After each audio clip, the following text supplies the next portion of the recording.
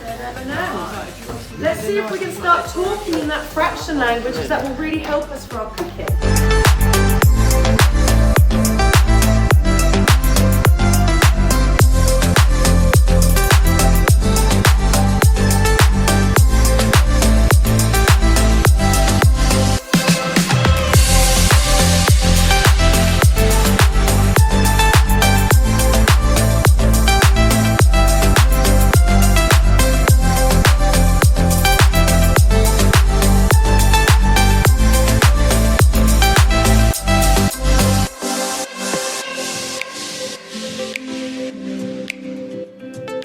So you've actually got a really good starting point that you'll pretty much get on and then you communicate well.